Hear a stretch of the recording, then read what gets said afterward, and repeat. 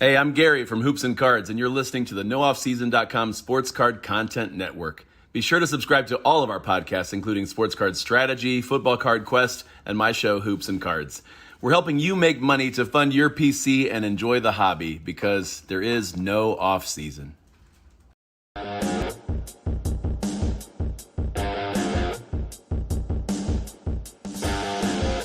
What's up, everybody? I'm Paul Hickey with NoOffSeason.com. This is the Sports Card Strategy Show brought to you by Graybo's Sports Cards. Graybo's Sports Cards is a local hobby shop owned by Gray Barnett, Ryan Fitz, and Duke Denny One-Time Dodson.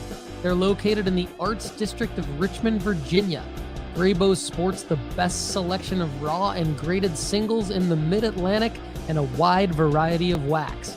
Graybo's breaks on Whatnot and or Drip 5 nights a week. Listeners of Sports Card Strategy can receive a 10% discount from Graybo's on Drip, Whatnot, or their website at graybos.co by entering the code STRATEGY2023. You can follow all of Graybo's news and updates on Instagram at Graybos_cards. Don't forget to get a free 30-day trial at NoOffSeason.com today to help you make money flipping sports cards, build your sports card investment portfolio, get unlimited advice from our experts, and take Sports Card School to navigate the hobby. That's NoOffSeason.com. Get your free 30-day trial today. All the data we use on the Sports Card Strategy Show is from MarketMoversApp.com. Use code NOOFFSEASON at MarketMoversApp.com to get 20% off for life after a free 14-day trial. All right, let's get to the Sports Card Strategy.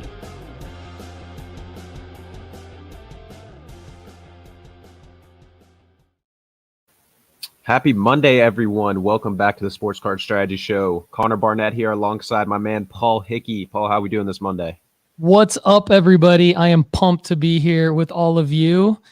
I got an update on my Wyatt Langford card, Connor. So already some action from a couple shows ago. I'm getting it today from FedEx now that the world is back in order after the snowstorms. And I'm immediately sending it to PSA with a bulk submission that I'm going to talk more about on Wednesday's show. But I'm pumped, man. How you doing? Love it. Doing fantastic. Excited for the snow to be away. I'm an outside person, so the last week has been absolutely brutal being locked up. But excited for your Langford play to start playing out. Excited to get rolling with this show. We got a bunch of good stuff today. Real quick, at NoOffSeason.com, we've launched Sports Card School. It's a safe place for noobs, advanced flippers, and high rollers alike to learn how to navigate the hobby and ultimately build a collection that increases in value. You can get a 30-day free trial on that premium membership at NoOffSeason.com today to start learning our guidelines, strategies, and plays that'll help you make money flipping sports cards to help fund your PC and other things in your life. Also, we have filled our one-on-one sports card strategist package for January. However, spots will open back up again in February. So get more information and see if this package may be a good fit for you. Email Paul, that's Paul, P-A-U-L, at NoOffSeason.com. Also, our NFL playoffs profit maximization cheat sheet has been updated at NoOffSeason.com as we head into those conference championships. Be sure to check it out now. Also, we will be breaking it down further on Wednesday with our special guest host, Andy Kaysen from the Football Card Quest.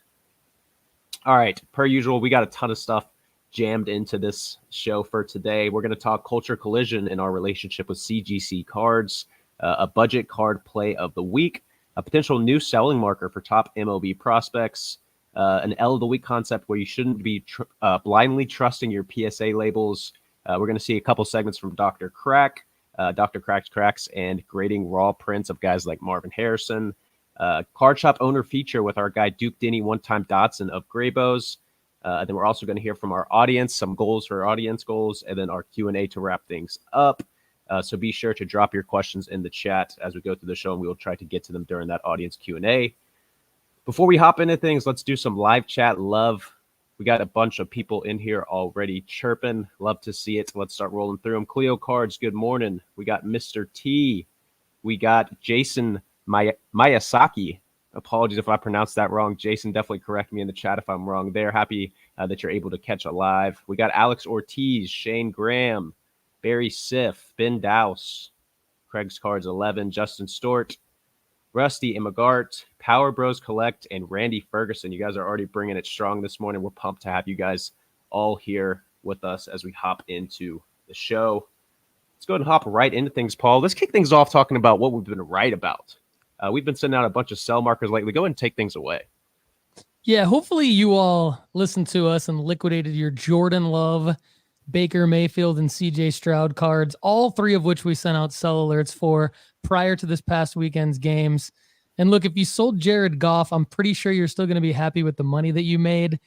And Connor, you and I were talking a little bit before the show that, even when these QBs win playoff games, there's been so much hype around them during the playoffs that we haven't really seen a massive spike in their cards when they've won games. So we feel like we definitely helped people liquidate those profits and crystallize them for their maximum profits over the last couple of weeks with these sell alerts. Is that what you saw as well? Totally agree. Yeah, it's across the board. You look at a bunch of different metrics and a lot of different scenarios when we're talking about valuations rising based on hype. And it's the hype leading up to the event where you see the bigger spikes more so than the day of the actual event itself. So overall, I think we made the good decision to get those sell alerts out there. Yeah, I think some of you are going to be able to see us this weekend at Culture Collision. We're excited to be there. So I wanted to jump right into our presence at Culture Collision. And, anyone in the live chat, let us know if you're going to be there. Drop a comment below at youtube.com/Paul Hickey or email me at paul@nooffseason.com. We would love to hook up with you guys at Culture Collision. Come meet us at our table. And I've already been in touch with a lot of you. I know Mosaic Joe, Buckeye Dill, some of the familiar names from the nooffseason.com fam will be there. And another new name in the nooffseason.com fam, CGC Cards. CGC Cards is going to be there. And they are a presenting sponsor of Culture Collision. They're accepting submissions live at the event.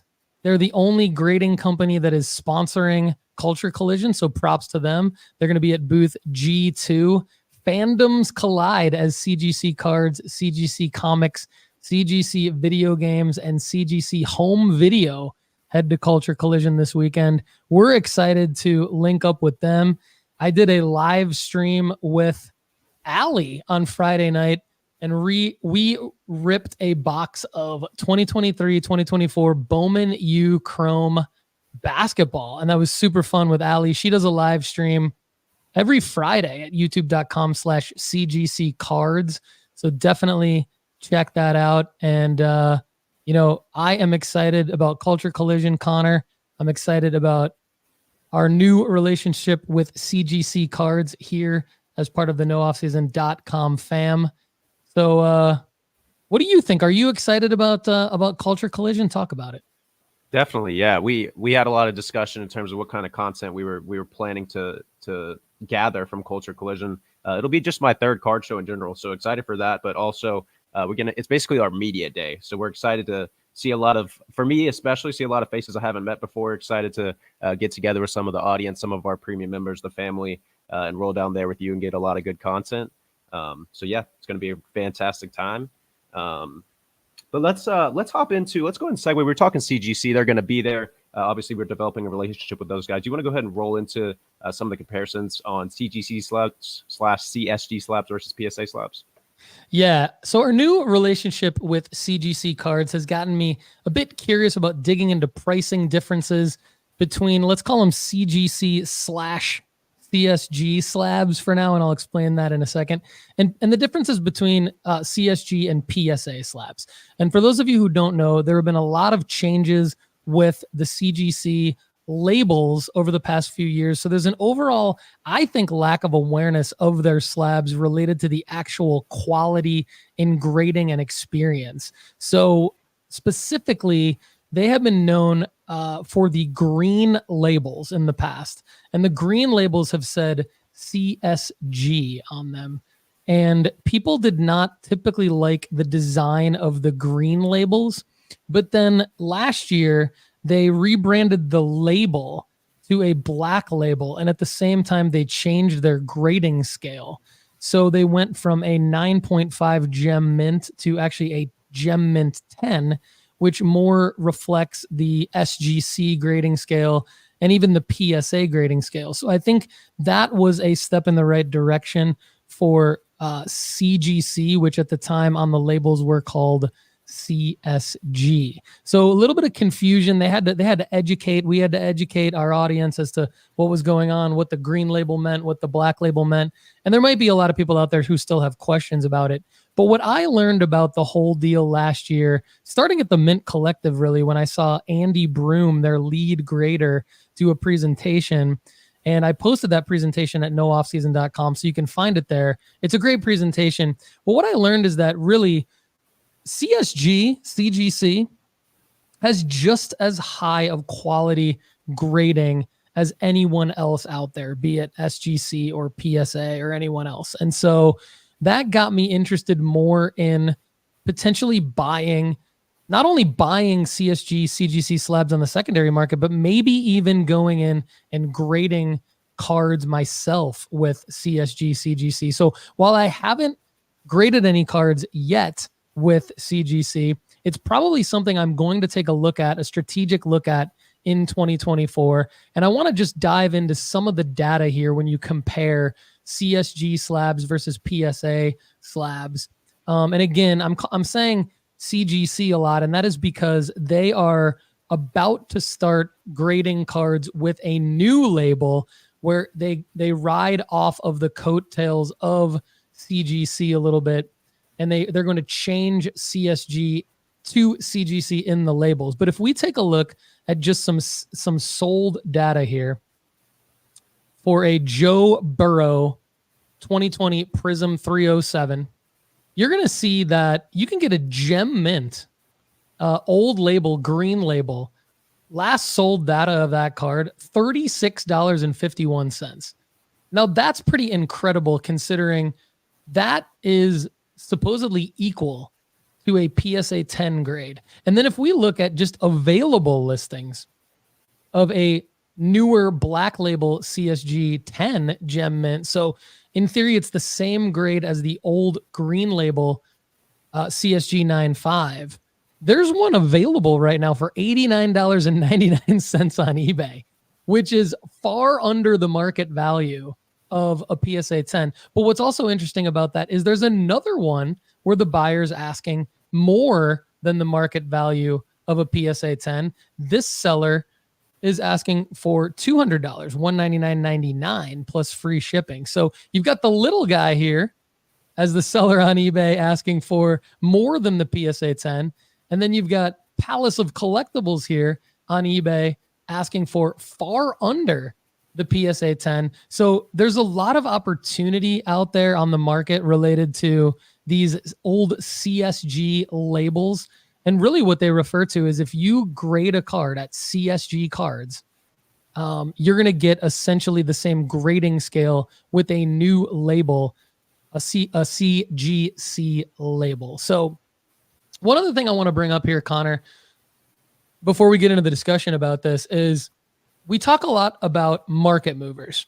And you can save 20% after a free 14-day trial at marketmoversapp.com using the promo code NOOFFSEASON. And marketmoversapp.com is amazing. But what I've noticed is there's not a lot of CSG, CGC sales data in Market Movers for sports cards.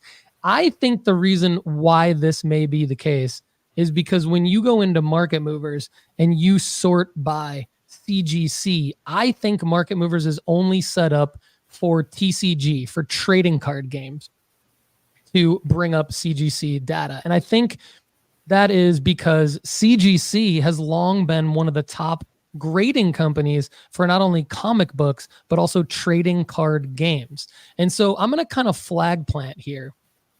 I think 2 to 3 years from now, once all this confusion between green label, black label, CSG, CGC is in the past, and CGC has had 2 to 3 years of consistent labeling with the same grading scale with the new CGC label for sports cards, I think they can successfully ride the coattails of their branding from a TCG standpoint into sports cards. And I think they can do as well on the secondary market as SGC if they stay consistent with branding, grading scales, and labels. Who knows? They might even be able to do as well as PSA into the future. That's going to be a bit of a stretch. But again, I think there will be more consistent brand recognition over time, because if you look at it, again, CSG has changed their labels. They've changed their grading scale. Now they're changing their labels again, and they're changing their acronym from CSG to CGC. But because CGC has the brand recognition in the TCG space, this definitely could be successful over time. What do you think, Connor? Are you completely confused with all the acronyms, or does this make sense? No, I thought you did a great job of not tripping up over the acronyms. And as you were saying it, I had a potential sports card strategy thought come into my brain. And I don't want to be too speculatory here, but curious to get your thoughts real quick. I'm wondering if there's a potential play, and you're talking about CGC potentially hitting the secondary market at a similar value of SGC in the future, as long as that consistent branding kind of stays there. I'm wondering if there's a space to potentially be investing in some of these budget plays now via CSG slabs, and be waiting for those market values of the cards to rise in the future, because you can get these prints, high-end prints on a value relative to PSA cards. So that's definitely something I want to look into kind of as a team and get more knowledgeable about, to try to inform our audience of. But what are your thoughts on that? Absolutely. I mean, it's definitely more of a stretch than simply buying a PSA 10, which we'll get into in a second.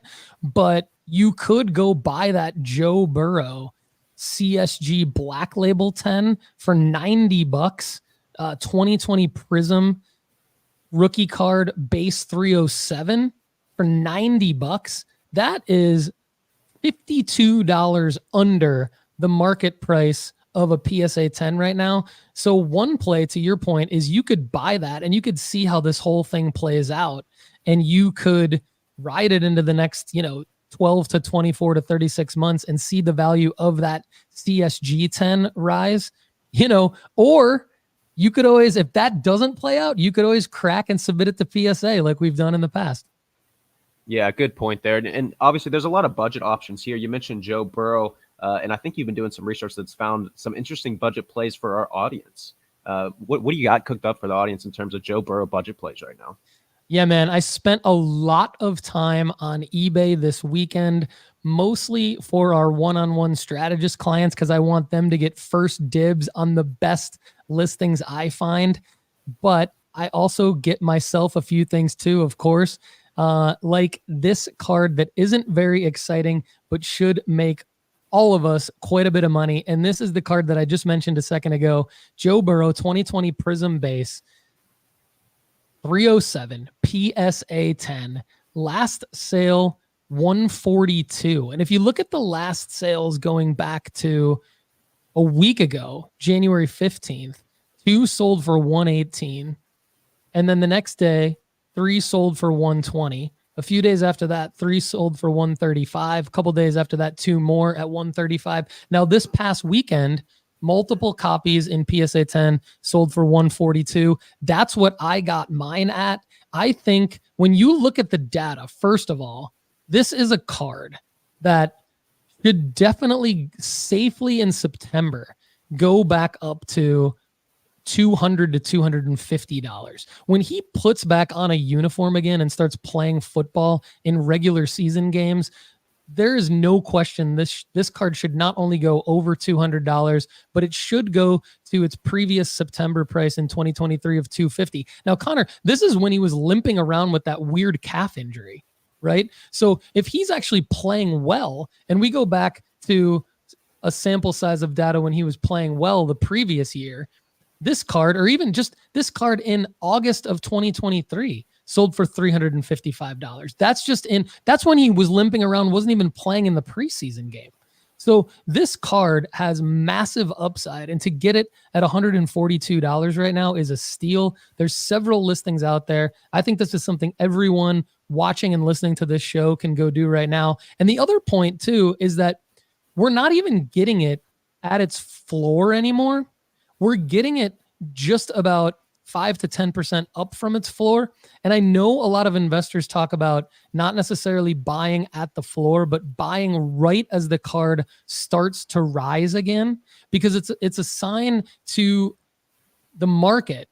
It's a sign to the potential buyer that the market hasn't given up on this particular card or this particular stock, right? So if we look at it like investing stocks or investing in cards, which we talk about all the time, this seems to be hitting that perfect formula of people have not given up on this card because it's starting to rise in price, but it's still within 5 to 10% of that floor. And again, when you look at marketmoversapp.com and you look at the chart of this particular card over the last 365 days, there's no reason to believe that we should all not profit from buying into this card right this second. Yeah, great breakdown here, and I love the discussion of the market in terms of buying on the way up from the floor, kind of that 5% mark that you hit, and I think that leads us into an interesting, maybe a bit of it's not necessarily a direct challenge because I think this is a great time to be buying that card. You know, the data that you put together, data/data, shows that the upside is obviously there, and you're buying at a very good price point. But just a general thought in terms of our guidelines, I wanted to discuss buying quarterbacks after being eliminated. So, you know, once we saw that the Jaguars unfortunately got bounced out towards the end of the season via collapse. Obviously, Joe Burrow, an unfortunate injury. We were kind of chomping at the bits because we're thinking, well, these guys' card markets are going to drop down to prices where we can finally purchase them at a good spot. Obviously, I'm not saying here in my argument that potentially you shouldn't be buying Burrow right now. But what I am saying is that there might be something to look at in terms of what the NFL playoffs do as a whole to sports cards, even for people that are eliminated. So let's look at trends between Joe Burrow and Trevor Lawrence. If you look at Joe Burrow's entire graded card market the last 365 days, it's down 24.7%, which is pretty healthy drop. Last 7 days, however, it's up 2%. The last 14 days, it's still up 1%. Same for Trevor Lawrence. Last 365, down 19.2%. Last 7 days, it's up 1.8%. And the last 14 days, it's up 4.4%. These guys have been doing nothing but sitting on the couch for the last 2 weeks, and their cards are going up. Obviously, that Burrow print that you're recommending is still in a great spot to buy right now. But I'm wondering, should we be considering that maybe the playoffs as a whole can see individual cards still gain value for guys that have been eliminated? For reference, the 2018 to 2020 football releases in the last 30 days are up 16.9% as a whole. Obviously, Trevor Lawrence is 2021, but we don't have that data available to us. So you can likely assume that 1 year difference would have reacted similarly to those 2018 to 2020 cards. So curious your thoughts here, Paul. Should we be waiting until the offseason actually hits to kind of get those guys at an even lower price point?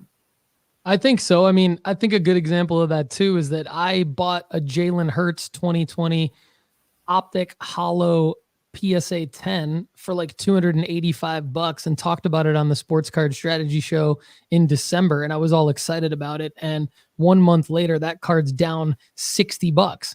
And I think part of it is because the Eagles played very poorly towards the end of the season and because the Eagles got eliminated from the playoffs. But I think that is where the trend is going, is that people still are buying football cards throughout the season. So even though these cards have gone down, to your point, digging in further and seeing Trevor Lawrence, Joe Burrow actually going up when they're sitting on the bench a little bit, absolutely tells me that A, there's so much interest in football cards that there really is no offseason, and B, to wait until football is done being played is going to only further the chances that there's less people thinking about investing in these cards. And so I think you're right. I think you could definitely see deals, even better deals on some of these cards after the Super Bowl, because that's when a lot of people start to turn their attention to buying basketball cards. We've talked about immediately after the Super Bowl being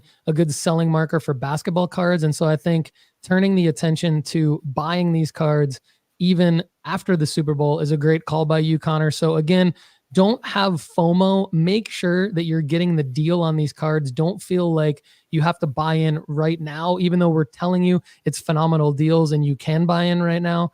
If you wait, if you are patient and go into this after the Super Bowl, there's a very, very good chance that you could find even better deals. I would say the only counter argument to that, playing devil's advocate with that, and part of the reason why I'm buying in is because from my experience, what happens after the Super Bowl a lot of times is astute sellers would rather hold their card than list them. And so I think the risk with some of these PSA 10s of the top players like this, with Burrow and Trevor Lawrence with a lot of hype around them, is that you might have less opportunities. And because football is still being played, I think a lot of people missed out on the selling marker earlier for whatever reason. Maybe just life got in the way. And now there's just more opportunity to buy in. And so the risk is that there might not be as many available on the market after the Super Bowl. And so you might end up having to pay the same prices or a little bit higher throughout the offseason, because like we see with baseball prospecting, we talk a lot about how there's not a lot of baseball prospect cards available around the World Series and around Thanksgiving and around December because people are holding them. I think you could see a little bit of that, but I mean, not overanalyzing it. I mean, I think now is just a great time to dig in between now and probably the end of June. I think July is going to be, it's national season. Everyone's all about football at the national. Training camp starts back up in July. And so I think you've got a pretty solid season of about 6 months to go in pretty heavy on these football cards. Yeah, I think that's a really good devil's advocate point that you made there, Paul. Kind of once we hit that point where sellers just have less or there's less demand and sellers, there's going to be less of a supply to kind of get in, then you're almost risking not being able to get that option and having to pay that higher price point once it does become available, once they actually want to list it, because nobody wants to list their cards at the worst time possible to sell them. So I think that's a really good point there. I think maybe what I'm saying is if you can use that time, if you're being patient and can't find the exact card that you're looking for right now for the price you're looking, you may be able to find an option later on. But good debate there in terms of buying marker talk. Let's hop into a little bit of sell marker talk. So we've been talking MLB prospects pretty much every show for the last several months or since I've been a part of them. And we got more MLB prospect debate and information to bring you guys today, courtesy of Paul Hickey. So Paul, what are you seeing in terms of sell markers for these prospects? Yeah, we've got a lot of questions from all of you in the nooffseason.com sports card strategy show fam. We appreciate that.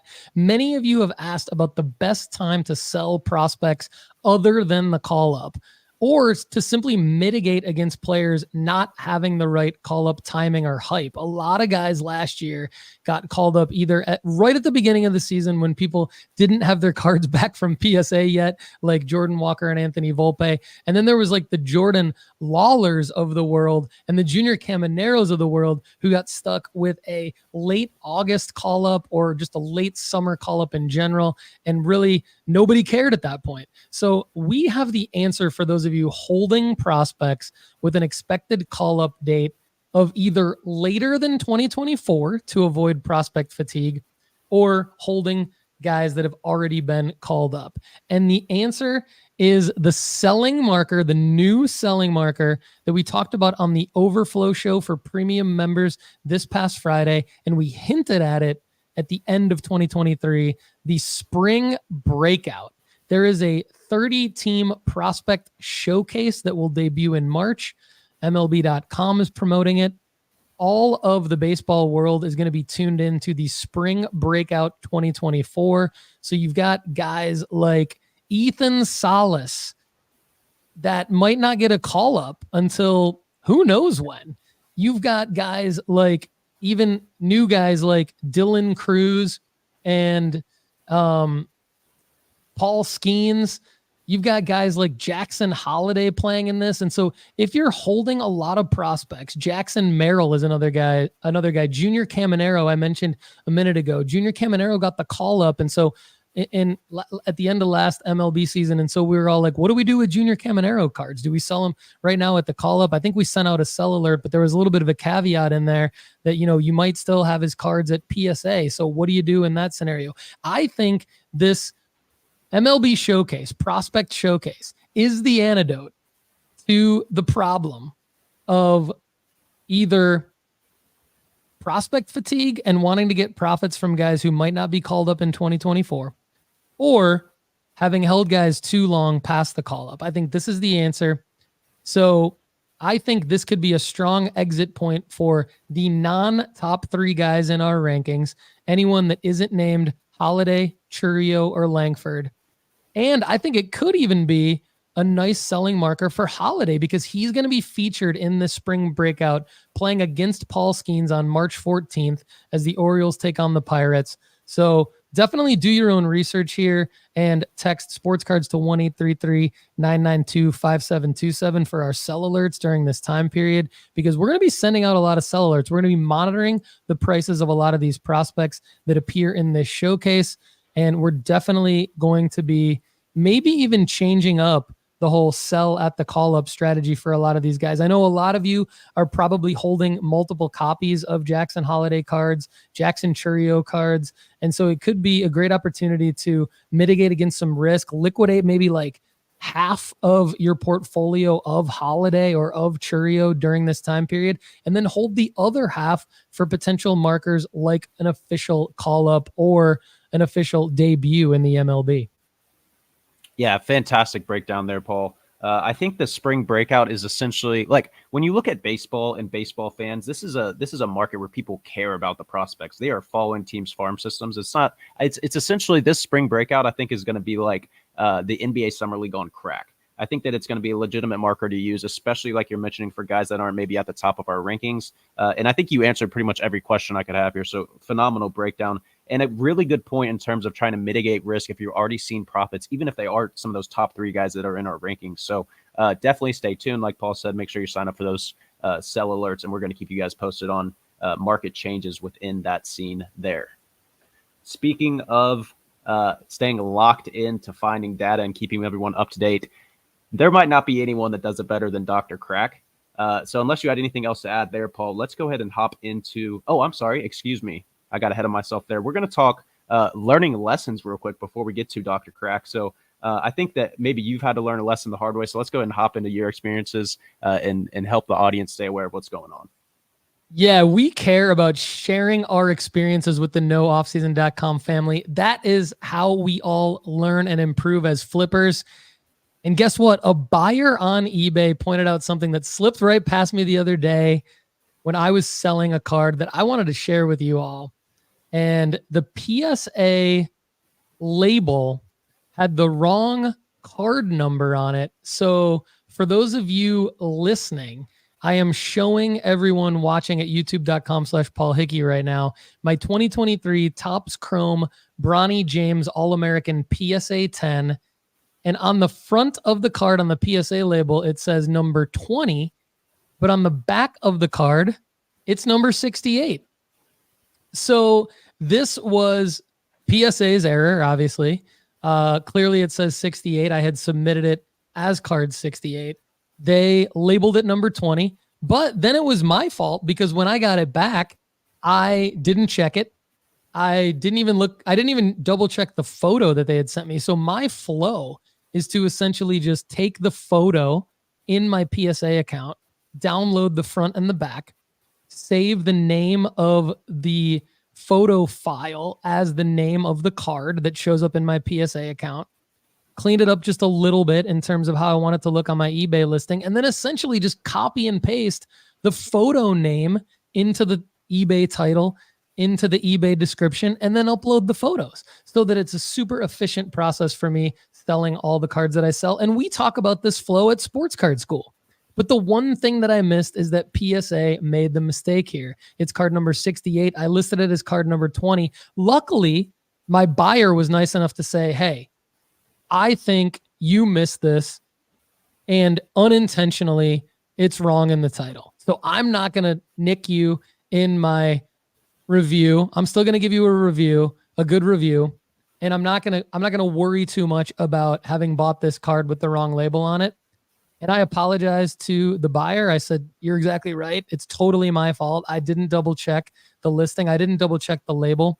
And so I think there's 2 lessons here. I think ideally you would catch this in the QA review process of your PSA grading, because in theory, PSA should be telling you, this is what we think this card is, and this is what we think this is going to be on the label. Can you double check it for us? Okay, a lot of people don't double check that. I don't typically double check that because I'm grading a lot of cards and I pretty much just trust PSA. But don't just blindly trust PSA. Don't just blindly trust the label when you get it back. So this is another reason to check your PSA account for these updates, double check them where you can still help them get your label correct. And then B, when you get your PSA submission back in the mail, for those of you receiving physical mail at the address that you reside in, open your PSA boxes within 5 business days of when you get them and double check all of the labels. Make sure your slabs aren't cracked. Why? Because if you wait longer than 5 business days, PSA will charge you for a reslab or a relabel. If you do it within 5 business days, it's free to send in this slab and say, this was a mistake on your part. You gave it the wrong label. They will give you a new relabel for free. Now, this isn't always going to be an exact science. Like, I wanted to sell this Bronny James card as soon as I got it back. So really, if I would have waited for a relabel or something like that, that might not have done me any good because I wanted to sell this as soon as I got it back. And as you can see, $61, I still profited from this card because it was about $15 for the card and about $19 for the grading fee. But I want everyone out there to be aware and to learn from my mistakes. So don't just blindly trust your PSA QA review. Don't just blindly trust your PSA label. And then lastly, open up your PSA boxes within 5 business days of when they show in your account. And thank you to the buyer of this card, Pro Cards 99, for showing me some grace and not nicking me with a negative review on eBay. Yeah, awesome breakdown, Paul. I think good job making the audience aware kind of that 5-day stretch in terms of making sure they're open to get that reslab if needed. I think the big takeaway here is that even though, PSA historically is pretty solid and there's such a huge business, at the end of the day, they're doing thousands and thousands of submissions and you're getting your 20 card bulk play sent back. So it's kind of in your court at that point to make sure you're staying up to date and checking for any errors there, just because the volume that they're pushing out, especially with it seems like speeds are increasing. So I think maybe we got to cut them a little bit of slack and understand that it's not an exact 100% science all the time. But awesome breakdown there, Paul. Now that I did get ahead of myself, let's go ahead and hop over into Dr. Crack. We've got a multi-part segment from him. First, we're going to get Dr. Crack's cracks, and then we're going to hop over to a grade and submit play. Yeah, nobody stays on top of PSA like angry customer Chad Dr. Crack. So take it away, brother. Are going to go with none other than Raiders legend Marcus Allen. 1983 Topps, card number 294. It is Marcus Allen's rookie card. I love chasing after Hall of Famers. It makes that is when the selling marker is people like myself collect Hall of Famers. When you can get a high grade Hall of Fame card, they sell like butter. They are so easy to sell. All you have to do is get the crack, get the half a grade, and profit. That is your sell marker. So this card here, we are once again looking for the SGC 95. This card most recently sold last week for $62.40. 38 bids, $62.40. I wish I'd have seen it. I'd have bid on it myself. If it gets a PSA 9, $60. So you lose your grading fee essentially. But if it gets the PSA 10 and you make that half a grade jump, this card sells for $855. So you're risking a grading fee for a chance to go from $62. Let's just say you got to pay $100 for the card. You're getting a bidding war with somebody else because now everybody all of our listeners are bidding against each other and it goes for $100. You can 8 to 9x your money if it jumps from an SGC 95 to a PSA 10. My statistics show this is different from an SGC 95 to a PSA 10 because of the era of the card. 1986 and older, I put in the same category. 1986 and older SGC 95 to a PSA 10 cracks and submits over at a 41% clip. So this is not the 60, 70, 80% that we've been seeing. But again, for an 8 to 9x your money for the cost of a grading fee, I'm willing to take a $15 or $20 chance at an $800 profit. Right.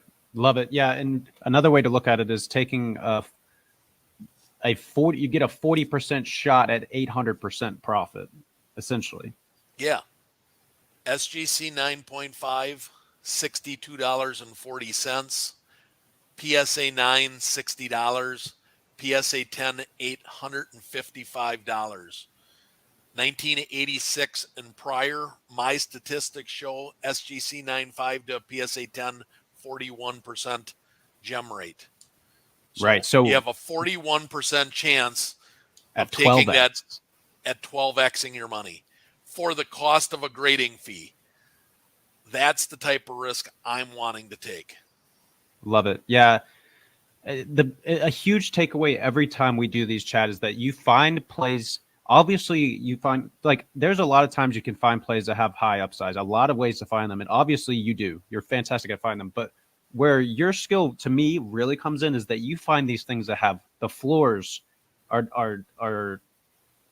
there's no deepening in the floor that can exist in the plays that you find because of where the pricing's already at for these.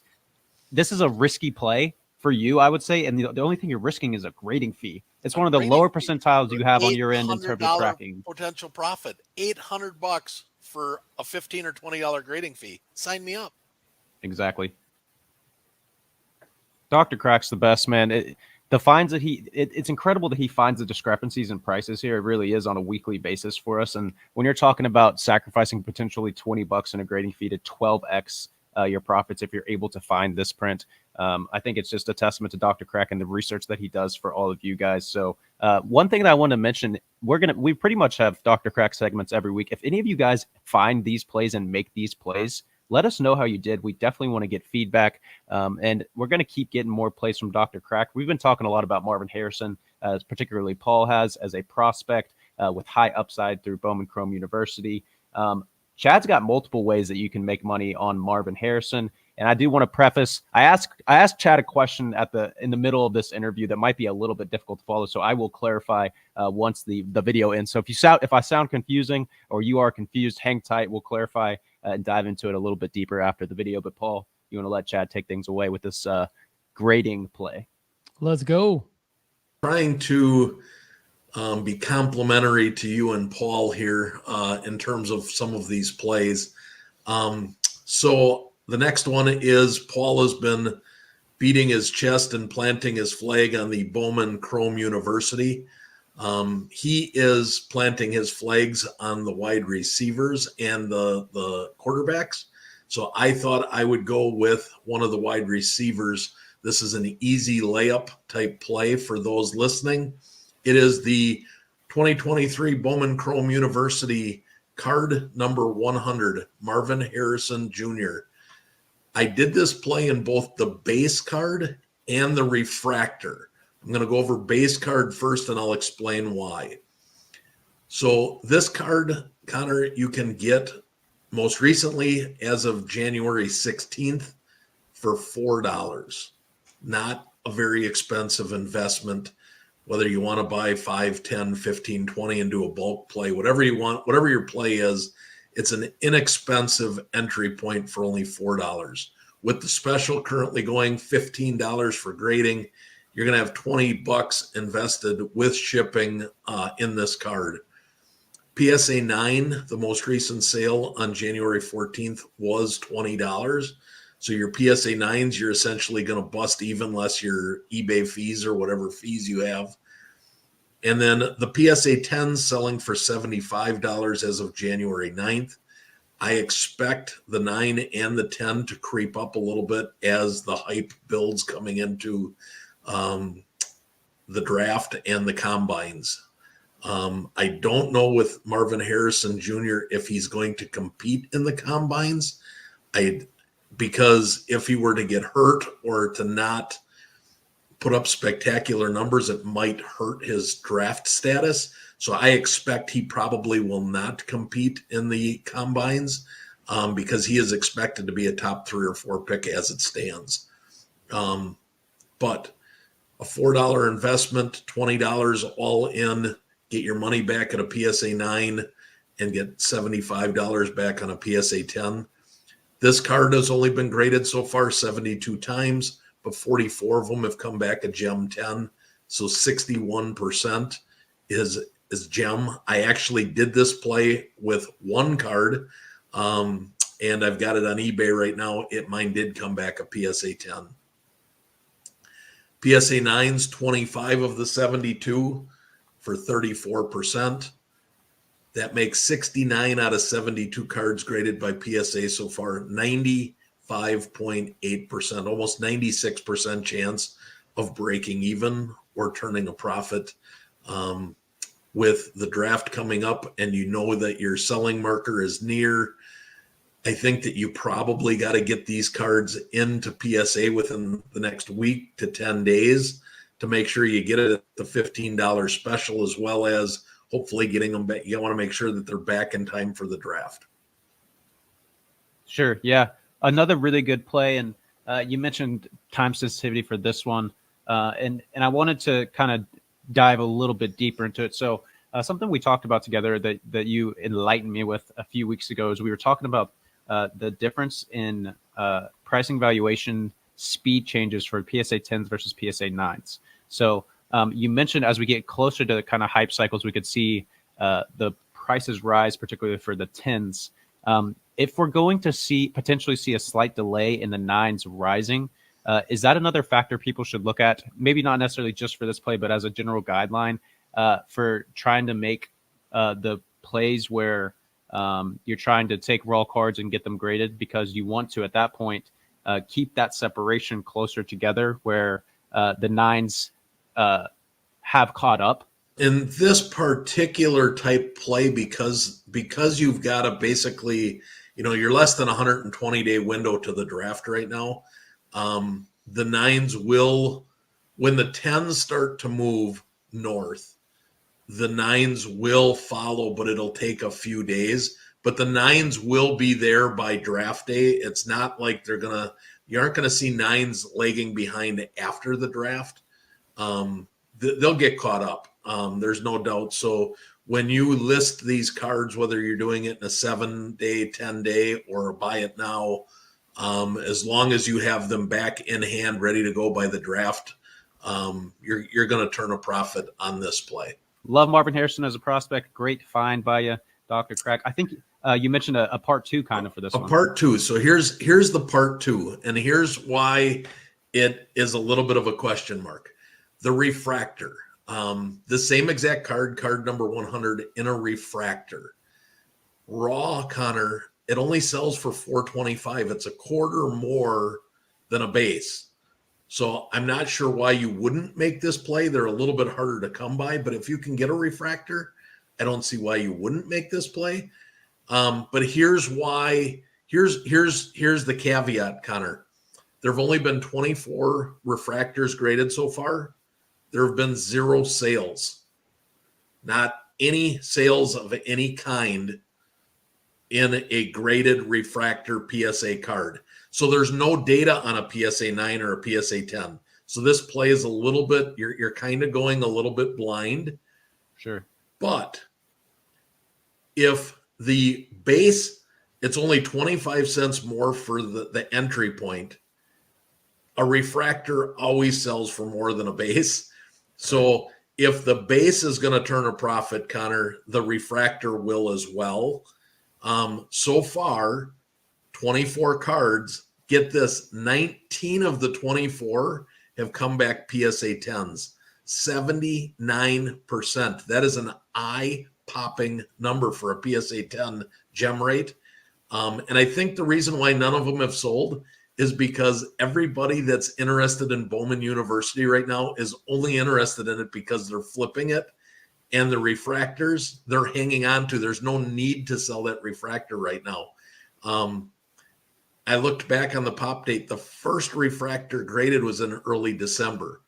So these are all recent. I expect that number to grow between now and the time of the draft. But You're talking 79% PSA 10s, 12% PSA 9s, so 92% chance of a 9 or better. I actually like the refractor play better than the base play. If you can find the refractors, I think the margins will be larger once you start to see some sales of the 9s and the 10s. But there aren't any yet. So that's why this is a bit of a unique recommendation, because there are 0 recorded sales as of the time of recording this. Sure. Yeah, that's it's kind of a market discrepancy that you found, right? Because the oddity of finding a base and a refractor that are so similarly priced obviously is not frequent. Real quick, not to be too speculative here, but what are your thoughts in terms of how much upside relative to a base that we think this refractor can have?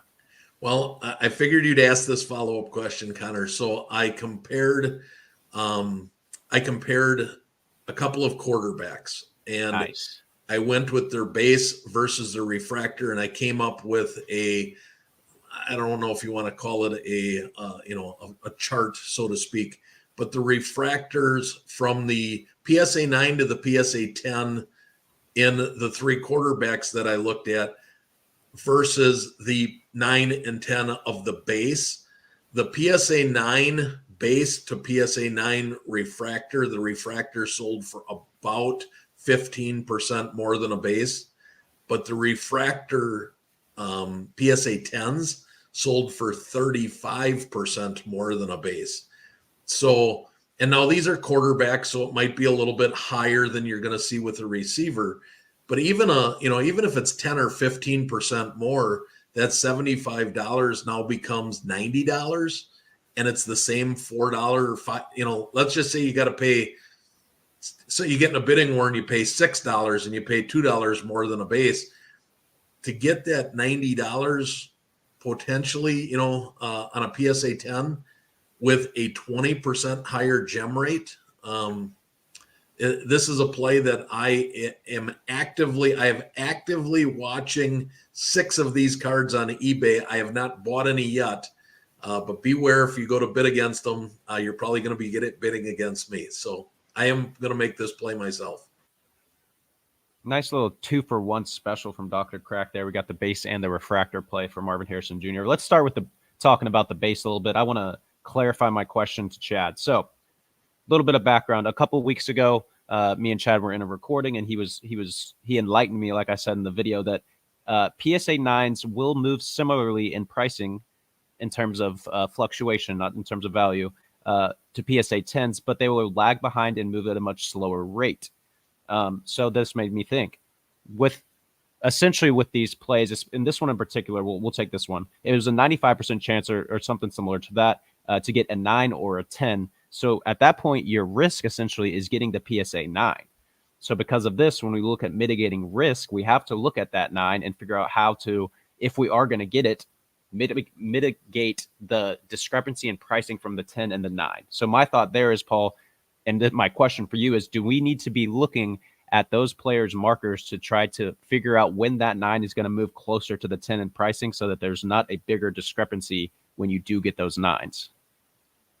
So are you talking about like a separate selling marker for the 9s in essence than the 10s in a way?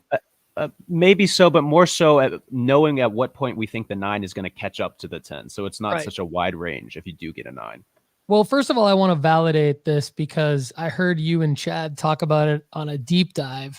And recently, as I've been digging into market movers, I have seen that Lamar Jackson PSA 9s have moved up quite a bit. Luka Doncic PSA 9s have moved up quite a bit, speaking specifically to their Prism based rookie cards. And it does follow the trend that Chad's talking about in terms of after the PSA 10 start to rise, the PSA 9 start to rise. So I think there's something to what you're saying. I think the answer to what you're saying is yes. I think we should all start thinking about our PSA 9s as not just the loss leader that Lefty and I have built them as, but also potentially profitable, although marginal profit, but still profitable sort of I guess, waste product, let's call it. If you look at a grading submission as like your cost of doing business, your 10s are your main product that you're going to be putting on your shelves, and then your 9s and lower are your waste. We can make money from our waste product by following the strategy that you and Chad have uncovered in your content, which is awesome. Now, one thing I wanted to say is related to the refractor PSA 9s. Chad made a good point. Like, we're kind of pioneers in this space a little bit with the Bowman Chrome U firsts. There's not a lot of sales data. We're going on the fact that we know we're ahead of the curve and we can make money on this. We've already made money on it, so it's tried and true. We're not worried about that. But because we're such pioneers in this space, there's not a lot of sales data. That can be actually really good. We talk about it being potentially bad because a lack of liquidity, but not in this case. These cards are super liquid, so we're not worried about it. So the lack of sales data we can actually use to our advantage in terms of how to price these cards. So how to price our PSA 9 Marvin Harrison Bowman Chrome first bases or our Bowman Chrome first refractors. I like to go back to Caleb Williams. It seems like Chad maybe took some quarterbacks from the 2023 release. I'm going to give you some data from the Caleb Williams 2022 release. So same NFL draft class, same selling marker as the Marvin Harrison card, but a year prior release. There's more sales data for that. The PSA 9 refractor first 2022 Caleb Williams sells for about $50 to $60. That's pretty solid considering that you can probably go get that refractor for somewhere around $15 to $20. And then you've got the grading fee at PSA. And we're not even at the marker yet. So the PSA 9 refractor using Caleb Williams as a data point potentially for a Marvin Harrison, even though they play two different positions, we're talking about number 1 and number 2 in this year's draft class. So I think Chad's right on the money. I'm totally aligned with everything he said in this video. I love your line of questioning. I think there's tons of opportunity still for people to make these types of plays. And even if they get PSA 9s back, for the refractor especially, I would hold those till around the same selling marker. Maybe we need to hold them a couple of days more to see the PSA 10s go up. Or maybe we sell them right at the same selling marker as the PSA 10s. Nice. Yeah, good breakdown there. And shout out to Chad Gill, Dr. Crack, for phenomenal insight. Once again, you guys will continue to see him on a regular basis. But let's go ahead and transition into another person we absolutely love getting to sit down and talk with, and that's our guy Duke Dodson over at Graybows. Paul, you were able to sit down with him and do a little card shop owner feature. So let's go ahead and hop in and hear from our boy Duke Denny One-Time Dodson. Denny, giblets. All right, I am here with my main man, Duke Denny One-Time Dodson from Graybows Sports Cards in Richmond, Virginia, and worldwide, quite frankly. And we're talking to card shop owners, our favorite card shop owners throughout the world here on the Sports Card Strategy Show. And, of course, we need to have Duke on to talk about that. Duke, how you doing today, man? I'm fantastic, Paul. How are you today? I'm doing great. Tell us real quick, for the Sports Card Strategy Show and NoOffSeason.com audience who don't know you yet. I'd be shocked if anyone who's already listened to the show doesn't know you. But for the new listeners, give us your background and what you're doing and how you started Graybows. So I come from like the real estate, property management, and development world, and I started a business, ran it for 15 years, and sold most of it about a year and a half ago. And at that time, I decided to partner with my brother-in-law, who is Graybow. He's the logo man, and our mutual friend Ryan Fitz to launch Graybows. So we started this shop in Richmond, Virginia, almost a year ago today, and we're going to move into some bigger space in about 2 months. And it's been a really fun journey so far, learning this business and launching it and kind of seeing it grow. It's been a really fun experience so far. So, what are the major differences between running a sports card local hobby shop and any other business that you've ever run? I'd say the good and the bad, right? The good is it's really fun, and most of the people you interact with are happy to see you, and they're happy when they leave, and they leave you nice remarks on Instagram and on Google reviews and whatever. Like, there's more happy people in the hobby than like angry people. And I think the business I came from, property management, I love that business, ran it for 15 years. but like a lot of businesses, I would say like the restaurant business and the airline business, like it's just prone to have angry people in it. And so your day is like, instead of like you spend the day like interacting with happy interactions, there's a lot of negative interactions in a lot of businesses. And so that's what's cool about the hobby. As long as you're honest and ethical and treat people well and take care of people, like they seem to want to help you. They want to help you grow. They want to come into the shop and just hang out and talk. And like, they just want to be part of the whole kind of brand and experience. And that's the good, right? That's the good about the card shop. I would say that the negative, it's a really hard business to make a living, turn a profit. Like in other episodes, I've talked to you about the allocation issue and how you have to get allocation to turn a profit in this business. And it's very hard to do. And without allocation, you're just not getting waxed at a price where you can make any kind of a profit. And then you're turning singles, flipping singles, buying collections and selling them at singles auctions, or buying one-off larger slabs and selling that. You can make a little money on each card, but it's a lot of work per dollar earned. It's a lot of risk because like you're buying something that changes in value. Could go in the last year and a half. A lot of stuff has gone down, as you know. And then the other part is you're getting taxed like every step of the way. What I mean by that is you buy a card from a customer, they're negotiating it up because they want to get as much as possible, as they should. And then when you're selling it, they're negotiating it down as hard as they can.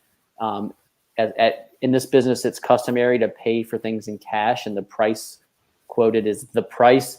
And so that basically means that a shop owner, you're eating sales tax. If you have sales tax in your state, and we do, we're eating 6% there. If we sell on eBay, they're eating 13% there.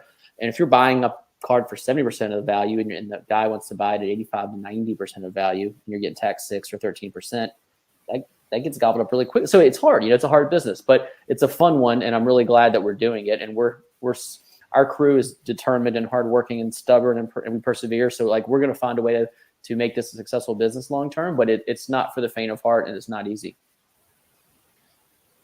We talk about flipping sports cards on our show, and you made me think of something when you're talking about like everything chipping away at your profit margin. Do you feel like you have to be good flippers? Yeah, so it's weird being an investor flipper, like coming from that mindset, and then being a shop owner, because you often have to decide which hat am I wearing, right? Like if someone comes into your shop, and if they come to you and you're a flipper, then you're just thinking from your lens, like, is this a card I want to buy? Is this an athlete I believe in? How long am I holding it? Whatever. You might buy a card today because the price is down, and you want to hold it a year and a half. Or until they get pulled up from single A to double A or whatever, right? But as a card shop owner, I can't buy something and put it on the shelf and tell that customer, I don't want to sell it to you today. I'm holding on to that, because like they're like, well, I come into your shop to buy it at comp or below. I don't come to your shop to pay you more than market because you want to hold on to, Ellie De La Cruz or whoever it is. And so you got to decide which hat are you wearing. And so we've decided we're basically always wearing the card shop owner hat, which means we will buy it from you if you think we could sell it. And if we would want to sell it quickly, we don't want to hold on to it forever. So we're trying to buy at a price where we can sell it quickly at a little bit more. And that's what, that's the profit that keeps us in business. And then, I have this fund, which is like a side project. The fund is where we put our investor hat on, and then we buy those, usually bigger cards, and we are putting them in a safe. We're not even putting them out on the shelf because we don't want to sell it today, because we bought it today because we think it's going to go up in the future. That's awesome. That's awesome. I think it's very relatable to a lot of our audience who have, even though they might not be card shop owners, I think I want to talk to card shop owners like you on the Sports Card Strategy Show, because if they have their own eBay store and things like that, there might be a similar mindset with having to split between keeping the cash flowing in and actually making investments. So I wanted to ask you about seasonality. We talk a lot about seasonality in our content. Does seasonality influence your inventory and stock decision making? Absolutely. The way the seasonality, I think you got to understand athletes that are down or up in value because of a current situation, maybe an injury or maybe because of seasonality, and understand what you're buying. And look at someone like John Morant, for example, right? In the dead of the offseason, he's going to be down, and the hype for the preseason is going to be up, but then he gets suspended, so he's down. Then he comes back and he's playing well, so he's up. Now he's injured for the season. Now he's down. You just got to know where you are in that cycle and how much risk you're taking, because you don't want to be buying a ton of football 2 weeks before the season at top dollar only to see it drop a month or two later. You don't sell it in time, and all of a sudden everything's down. So now as a card shop owner, you bought it for something and you're going to sell it for less. Right? You're losing money. Like that, most businesses don't buy something for $1 and sell it for 80 cents. They buy it for $1 and sell it for $2. And in our business, we're trying to buy it for $1 and sell it for $1.20, $1.30 really fast. And so, but it's one of the few businesses that you buy a product that changes in value. Like that's unique to to this business. And then your other part of the question, seasonality. The main, like, this isn't seasonality, but it's akin to it. Is people want the new wax, so you get as much of the new wax as you can. You sell a bunch of it real fast. The next thing they want to do is they want to rip it and they want to come back into your store and sell some of the hits.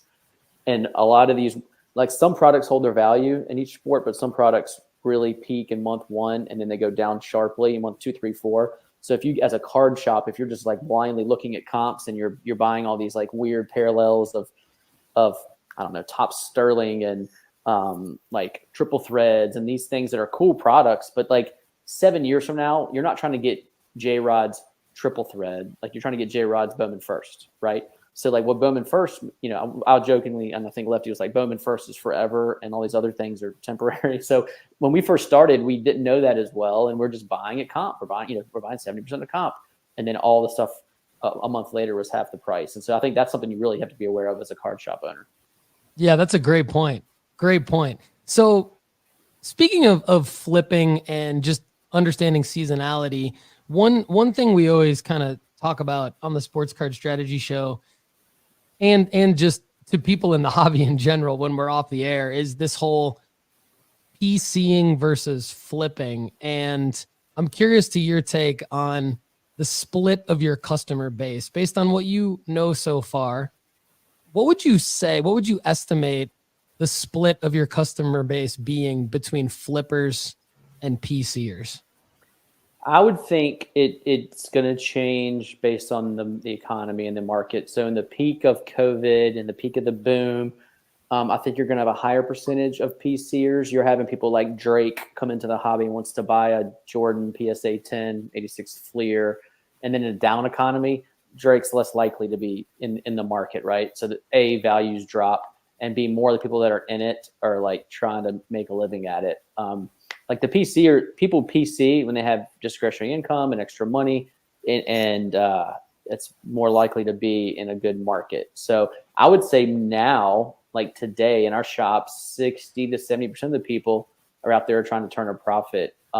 You've got like probably the third category is like the gamblers, like the wax rippers, like the people that buy into breaks and they come into the shop, they want to rip a box and put on Instagram and get that little rush, and they'll sell us some of the cards back, but they're not gonna leave with a profit. But what's interesting to me is the younger generation. I'll say like 10 to 15-year-old kids.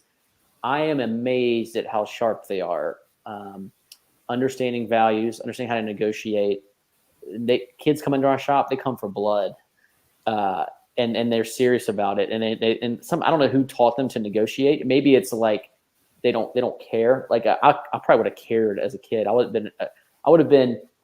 nervous to negotiate with an adult. And these kids, man, like if you're in poker, there's a saying, in the first 30 minutes at the table, if you can't spot the sucker, it's you.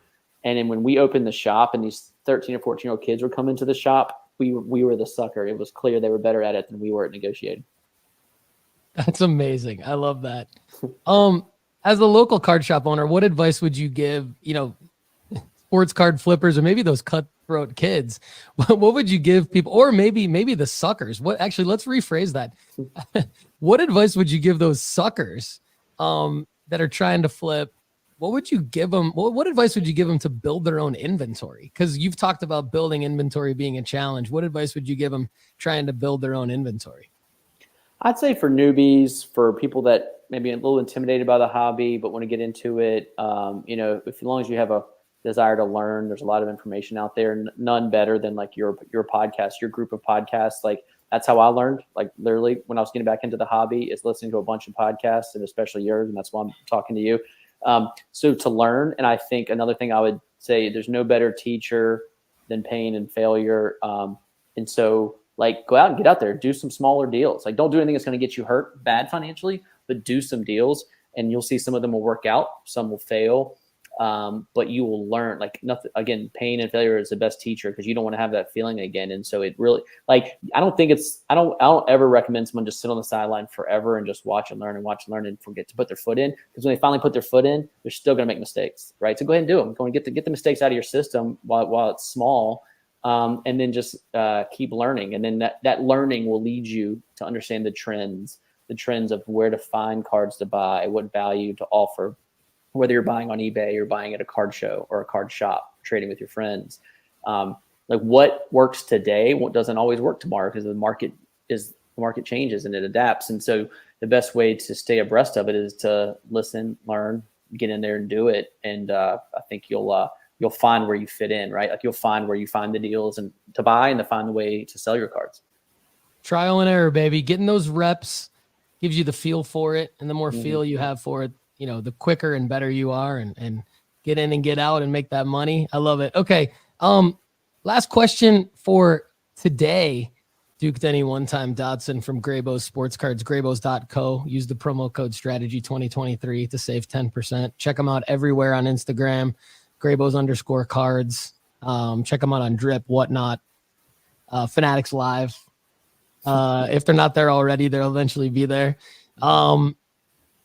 Last question. What goals do you have for growing the hobby, and how do you plan to do so? This is something that has been a big topic of discussion, especially for the last couple of years since Fanatics came in and outbid Panini for all the licensing. There's all this talk of 10xing the hobby. What does that mean to you? What are your goals at Graybos for growing the hobby, and how do you plan to do that? It's a great question. And, we have pretty ambitious plans here for our shop. We think what we're getting ready to do is pretty unique. We clearly see this Venn diagram of people who like to watch sports and like to do fantasy sports and bet on sports and sports cards, like all kind of colliding in certain areas. Maybe of those four things, you like one or two or all of them. I like all of those things, right? But not everybody does. So what we are creating in Richmond, is our card shop connected to a sports bar, and a lot of programming that's going to attract the sports fan, the fantasy sports lover, the sports betting enthusiast to come to the sports bar. And then you're seeing the card shop right over there. Like you're seeing breaks going on. You're seeing giveaways. You're seeing somebody buying and selling a big Patrick Mahomes. And like, it's going to, I think, open some doors in minds of I like gambling on sports. I'm not afraid to admit it. It's not stigmatized anymore. I can be free. I can be myself, and that's fine. I don't have to hide it from my grandma that I bet on sports, because it's legal and I can do it on my phone. I don't hide it from my mother-in-law anymore. Sue knows that I like to dabble, and so does Gray. Shout out Sue and Gray. So but what I like about sports betting is I like watching it, learning it, immersing myself in it, and then like trying to figure out what's my angle. Like, what do I know the public doesn't? What's my lean? Like, I believe in Josh Allen more than this guy, or I'm going to fade Jalen Hurts because he's injured, or whatever it is, right? And like you can capitalize on that knowledge and gut feel and lean a myriad of ways. You can bet on the Eagles or against them. You can draft Jalen Hurts or not draft Jalen Hurts. But the sports card to me is my favorite way to do that, is like investing in the people, right? Like I could go buy a stock that I believe in, like Netflix or something, or I could buy stock in Josh Allen. And that to me as a sports fan is the best. It's the ultimate. Like, it's why I'm here. Like it's so fun for me to prognosticate and predict. And sometimes I'm right, sometimes I'm not right, but that's okay. So I do think the sports bar connected seamlessly with this card shop is going to create this experience. It's very unique that you can watch sports. You can play around on the putting green. You can play video games. Your kids can go shop while you're watching a game. Maybe you pop over there. Maybe you come on a Saturday or a Sunday to watch football at our place, and you've got 3 games on, but you also have a break going on. So like Sundays at 1:00 and Sundays at 4:30 during football season, you can come watch 3 games, follow your fantasy players on your fantasy team, but maybe there's a Prism break going on next door at the shop, and that 4th TV, you can watch the break. So like in an immersive retail experience, I think we're going to turn some sports fans into sports card people. We're going to create a place where collectibles enthusiasts want to come and hang out and like join our community, be part of our community and have a good time. And I think everybody in the hobby should do like should be honest and ethical and create these good experiences for people. And if you create good experiences for people, they're going to keep coming back because they want to, they feel good. They want to feel good again. They're going to come back to you either physically in the store on Whatnot or at a card show. They're going to come see us. And I think that's what we're going to do to grow the hobby. And I'm very excited about it. Everybody wants their hobby to be the most fun possible. And all of you at Graybo's Sports Cards are doing all of that to make the hobby the most fun possible. I can't wait. I know our audience can't wait to come to Graybo's and check out everything that you've got going on at that new location. And Duke, thanks so much for joining us today on the Sports Card Strategy Show. Real quick, tell our audience the best way to connect with Graybo's if they're not in, obviously, if they're in Richmond, Virginia, they got to get their asses over there. But if they're not, how can they connect with you? I would start at Instagram. That's our hub of that's our mouthpiece to the world where we kind of talk about everything going on. Our Fanatics Live Challenge right now, our breaks on Whatnot. We'll tell you when we're going to a card show maybe near you. We're going to Atlanta in January. We're going to Burbank in February. We'll be at the national. We're gonna hit a lot of regional national shows this year, and we would love for you to come see us there. But it all starts on Instagram for us. So go there into our website, and you'll see what's going on in the Graybo's universe. I mean, so much good stuff right there with Duke, Denny, one-time Dodson. So many good things. I mean, Connor, I want to give you a chance to comment on why you thought this was an amazing interview and so valuable for our audience. But a couple things real quick. Shout out to Alex Ortiz in the live chat earlier. I think he made a comment about losing his shirt and some breaks over the weekend. And Duke kind of hit on that as well, being sort of a fun part of the hobby, not necessarily a sports card strategy. But the thing that he said that resonates with me, what works today doesn't always work tomorrow. That could not be literally more true as our guidelines, strategies, and plays evolve day by day at nooffseason.com. That is the reason why we have the Sports Card Strategy Show. That's the reason why we have 3 shows a week. Yes, 3, Monday, Wednesday, and for those of you missing out on the Overflow show, Friday, baby, for premium members of nooffseason.com. So you got to check that out. If you don't have a membership, get a free 30-day trial at nooffseason.com right now. But Connor, great stuff. Why were you pumped about this interview with Duke Denny one time? Yeah, Duke's just awesome. I'm super pumped to get together at Culture Collision with the Graybo's guys and film some content together there. But we were talking a little bit backstage while that was playing, Paul, just about the context and how valuable context can be. And I think that it was discussed during that segment, trying to make the hobby like a happy place for everyone and a healthy place for everyone. And I think that as you get context from the people, especially if you're using local card shops as an avenue to flip and to buy cards and sell your cards and things like that, understanding your buyer, understanding the people that you're working with and getting better context into what their struggles may be, what they're trying to do and things like that just makes for a healthy relationship in terms of transactions. So just a great interview overall. Awesome information from Duke Dodson. And great to have him on the show per usual. Speaking of someone that's fantastic to have on the show, today we got Janelle Schuh, a loyal listener and follower, provides a bunch of good value for us. She's always asking us good questions that get us thinking about our guidelines, strategies, and plays and refine them and things like that. So Janelle's going to break down some of her goals for 2024, which we are excited to help her try to achieve. But go ahead and hop into things with Janelle Schuh, Paul. That's right. Like Duke said, I mean, you make experiences better, and then happiness will follow and the hobby will be better. And Janelle certainly helps us do that as part of the nooffseason.com fam. What's up, Janelle? Hey everyone, my name is Janelle. I'm so happy to be a part of the Sports Card Strategy Show community. And I thought I'd share with you my 2024 kind of flipping strategy goals for this coming year. So I started back into the hobby in March of 2023, and I originally collected as a kid in the 80s and 90s and dug out my binders of cards with the hopes that I'd find some gold. Of course, that didn't work because the 80s and 90s were the junk wax era. But I did turn some of those cards into some profit. I had some older football cards, older baseball cards that I've been able to post on eBay and sell for $1 here and there and help kind of build up my my positive feedback, which has been great. And I, at that time, kind of started learning about the current card market and slowly began buying my first graded cards.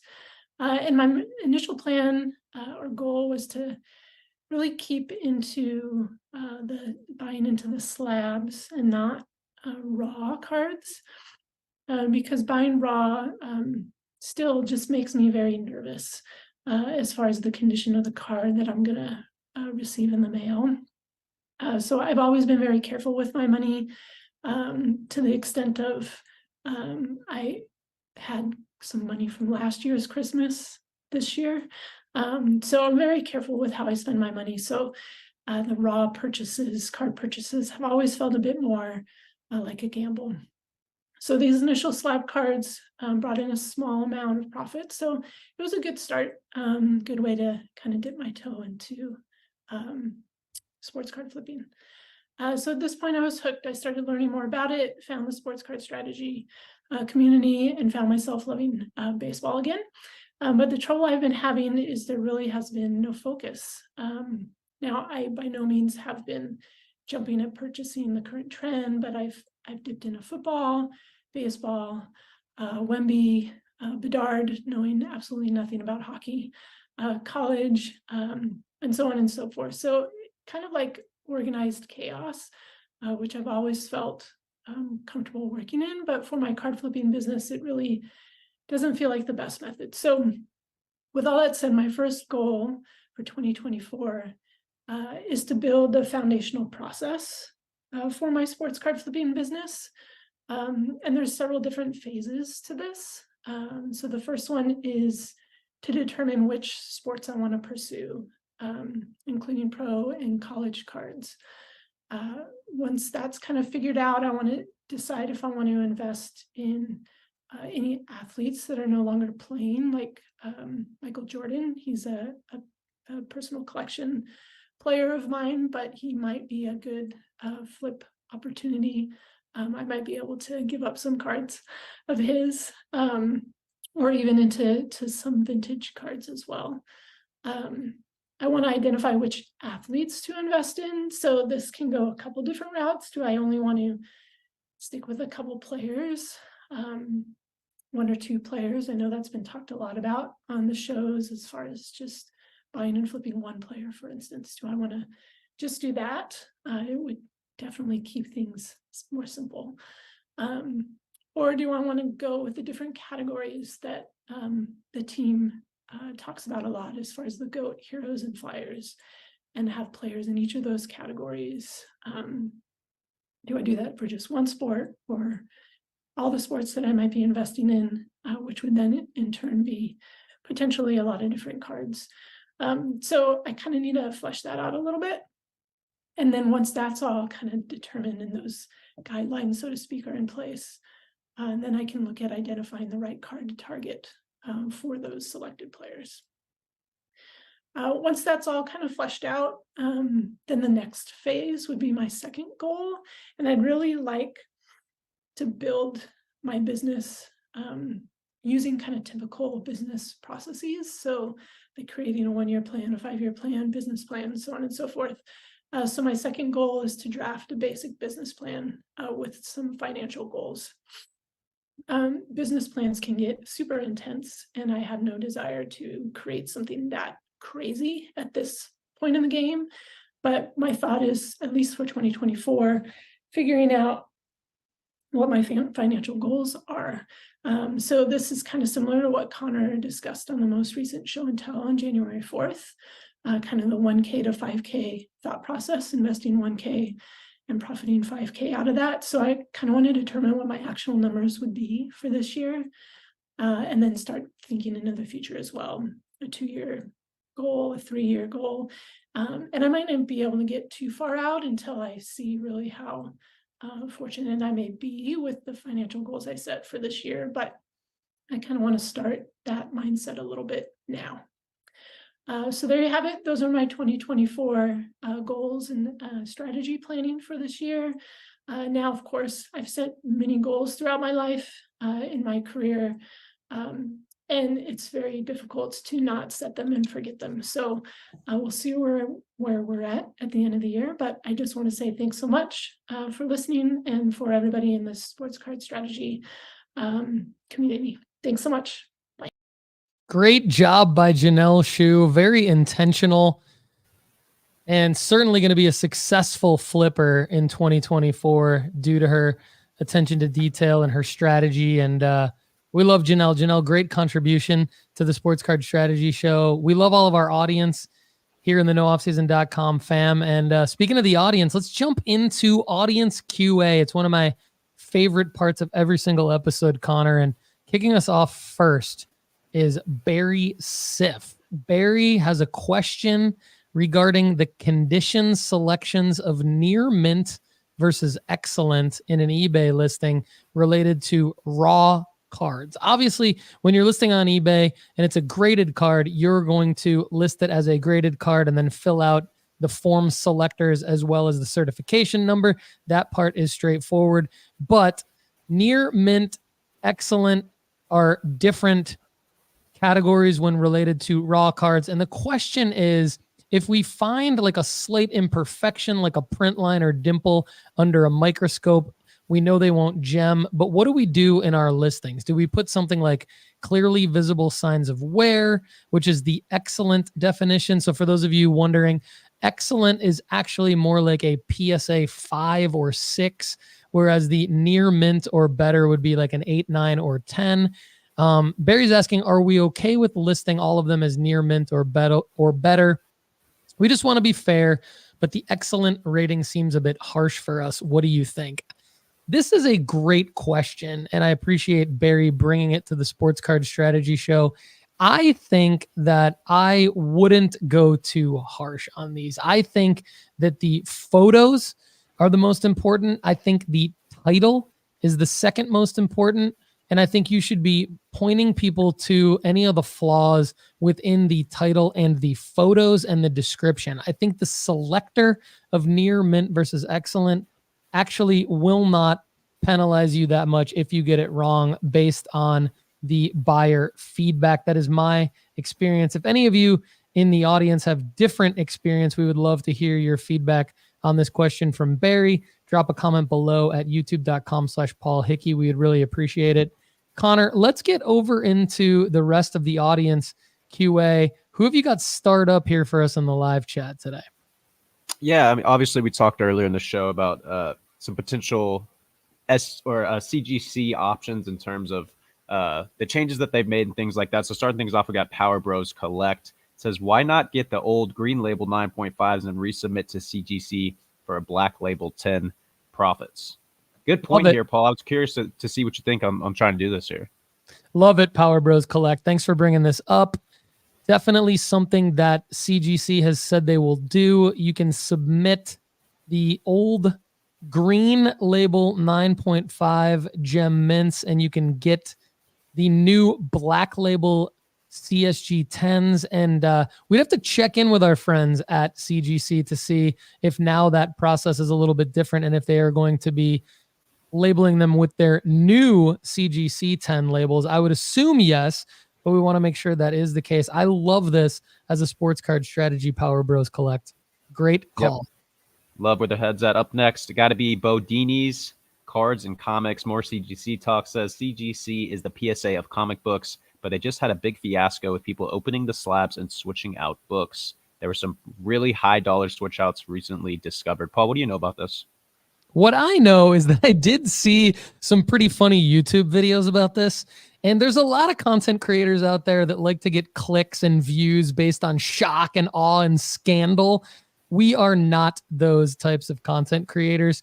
Our friend Andy Kaysen over at Football Card Quest and I asked our new friends at CGC about this. And we're going to try to get more information for you all. It's a great question, Bodini. But their initial response was that they were pretty much unfamiliar with the accuracy of this. So the answer, Bonini, is I don't know. I don't know the answer, and I don't want to pretend to know the answer. However, my gut feeling tells me that this was completely overblown by a lot of content creators hoping to get some shock and awe with some clickbait there. But I could be wrong. There could be legitimacy behind this. We don't know. We'll try to figure out for you. Appreciate the question. Thanks, Paul. Yeah, Bodini's mentioned CGC being the PSA of comic books, which led Mr. T to ask, do they grade vintage magazines like Sports Illustrated? Paul, is there any market for old SI issues? This is a good question. They do grade magazines. I'm on their website right now. Currently, it would be, I believe, through cgccomics.com. And they have a modern pricing, magazines 1975 to date for $32 per magazine. Economy magazines that are pre-1975, $42 per magazine, and standard at $85. So those would be the different service levels based on how quickly you want to get them back, as well as the insured cost that they would put on those submissions. But yes, I think grading, if you're going to have magazines graded, I think CGC would be a great place to do it. They're known for grading comics. And so I think that off the back of their quality comic book grading and resale value on the secondary market, having a Sports Illustrated magazine graded is a good call. And look, I mean, there was some news over the weekend that Sports Illustrated apparently laid off about 80% of their full-time employees, likely to have some big shakeup with the actual print magazine there. And so with that news, it could be an interesting time to just go back into your collection of old Sports Illustrated magazines and thinking that there probably won't be too many new ones printed into the future. Going back and getting some of those old ones graded, they could definitely have that nostalgic factor. And I could see the market for those Sports Illustrated magazines rising into, the coming decades. Great stuff there, Paul. Up next, we got Brian Steeler 714 said, good afternoon. Better late than never. Never better than late, Brian. I apologize. Good to see you here, Brian. Good statement here, really, that I wanted to discuss a little bit. Says, after Mahomes loses to the Lions, I'll be buying up Mahomes and Burrow in a month or two when they're at rock bottom. Don't trust anyone else. Maybe CJ Stroud. I think he's a gamer. Paul, to my knowledge, the Mahomes market hasn't really jumped much, even with them now making it to the third round of the playoffs. Do we expect to see a big-time dropout if they lose after the Lions within a couple of months here? Or what's his market going to look like? It just hasn't been very volatile, even with them winning games. I think Mahomes' market is always going to stay pretty steady because he is basically the active GOAT of the NFL. And I think that with last year's Super Bowl win, it solidified him as someone whose market is probably always going to be pretty solid moving forward and not dip or rise too much. I would expect, though, if the Chiefs do happen to win the Super Bowl, and that's a big if they win the Super Bowl, that would definitely spike his market again. However, I think everything else is already built into Patty Mahomes' market, and so I don't see it spiking or dropping too much if the Chiefs were to, say, win the NFC Championship game and then lose the Super Bowl. But I do like Brian Steeler 714's thought process here is that it'd be a good time to buy Patty when they're eliminated. That's for sure. I mean, when people stop thinking about Patty Mahomes, it's a good time to buy him. And we talked about his card prices did dip a little bit in December due to the Chiefs' poor play and just the overall card market dipping in December and being a good time to buy in. But yeah, I think overall, Patrick Mahomes has a very, very strong card market. And Brian Steeler and 714 is on point here to basically buy in after the Chiefs get eliminated. I think Burrow, we already talked about. It's a great time to buy into Burrow. You made the point that it might even be a better time to buy into Burrow after football's over for the year. So I think you and Steeler 714 are thinking the same there. He mentioned Stroud. I want to address this. I mean, I've been on record as saying, and I've started to get crushed a little bit, which I'm fine with. People are starting to troll me for saying sell CJ Stroud, but I'm telling you guys, do not buy into CJ Stroud for at least 3 to 6 months after all of his rookie card releases have come out. What that actually means is don't buy him for about a year to 18 months from now, because he's going to be red hot. The market will not settle on his cards. It's going to be very volatile. That's a recipe for disaster. It's tried and true as a guideline to wait until 3 to 6 months after players' rookie card releases have all been out on the market. I implore all of you, do not buy into CJ Stroud until that point. It's not that you can't make money on him. I mean, Steeler 714 is very astute.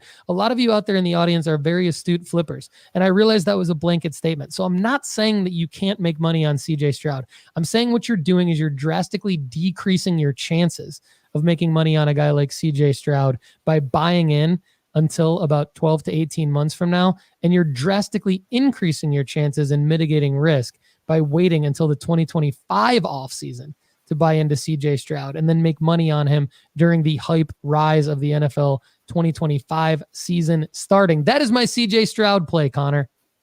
Yeah, good stuff. We're not speculating on him having a poor year next year or anything like that. We're simply looking at historical trends that say the prints that are out now will be devalued when the newer prints come out later. Those are the ones you're going to want to invest in. So wait, hang tight. The prices will come down and the market will be in a spot to where you should then be buying CJ Stroud. Up next, we got SP123 says this is the Ravens year. They're going to win it all. Why did I start this? Because I want to talk about Lamar Jackson real quick, Paul.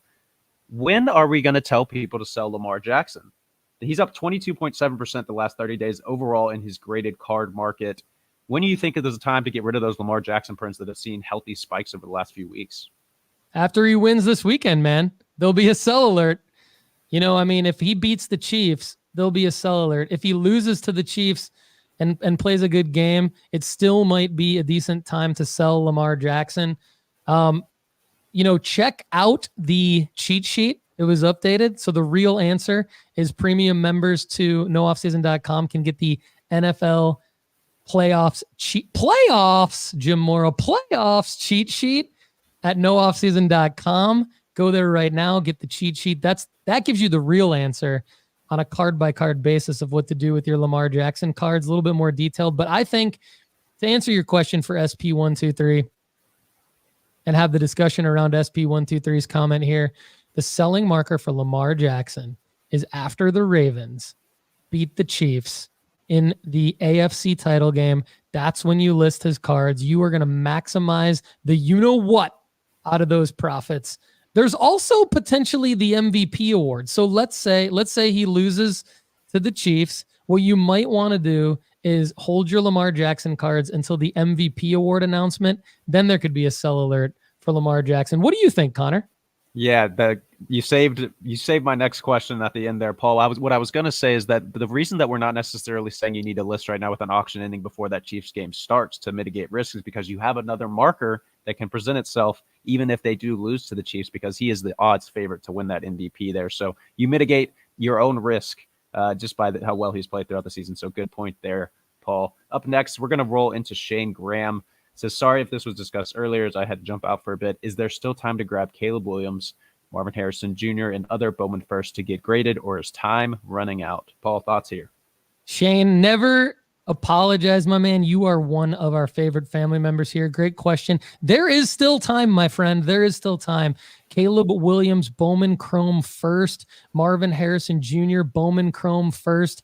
There is all time to get them right now and get them graded. I mean, PSA is proving to have that 30-day turnaround time, and possibly even with the grading special before January 31st, a 50-day turnaround time, you could still get them back in time for the selling marker of the late April NFL draft. If everything goes well with that 50-day turnaround time, there's even some time built in on the calendar just in case they don't hit that 50-day turnaround time, Shane. So I think there's absolutely still time to get those cards graded. I'm still trying to acquire some last minute Caleb Williams, Marvin Harrison Jr., and Drake May autos. If I can get some deals on them, I'm getting those autos graded. Even the Dr. Crack play that Connor and Crack talked about earlier in today's show with Marvin Harrison Jr., base and refractor, there's time to get those puppies turned around. So great question, Shane. Let us know how you do on that. We'd love to know. Totally agree, Paul. Unless you have more, I think that might be wrapping it up for today's show. I had a fantastic time. You got anything else to add? Let us know what you think. Drop a comment at youtube.com/Paul Hickey or DM us at Sports Card Strategy on Instagram. We want to make this show the best possible for all of you out there in the audience. Everybody, thanks so much and have a great day. Thanks so much for being here with us on the Sports Card Strategy Show. To connect with us further, please subscribe to the YouTube channel at youtube.com/Paul Hickey. Please also give us a follow on Instagram at Sports Card Strategy and on X at No Off Season Card. We also have a Discord that you could join at sportscardstrategy.com. Everyone, I'm Paul Hickey. For the rest of us here at nooffseason.com, have a great day. We'll see you again soon.